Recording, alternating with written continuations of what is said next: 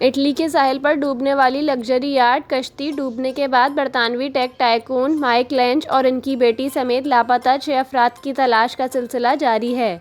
लापता अफराद में बरतानवी tech tycoon Mike Lynch, Morgan Stanley International के चेयरमैन जोनाथन ब्लूमर और मारूफ अमरीकी वकील क्रिस मोरेलो शामिल हैं। बरतानवी टेक टाइकून माइक लेंज की 18 साला बेटी हाना, जोनाथन ब्लूमर और क्रिस मोरेलो की बीवियां भी लापता अफराद में शामिल हैं।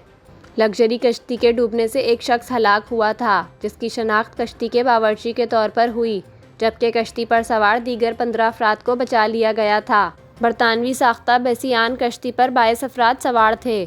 तूफान से टकराने के बायस कश्ती को हादसा पेश आ गया। इटालियन हुकाम का कहना था कि हादसे में मजीद अफराद के जिंदा बचने की उम्मीद दम तोड़ती जा रही है। खदशा है कि लापता अफराद की लाशें कश्ती में फंस गई हैं।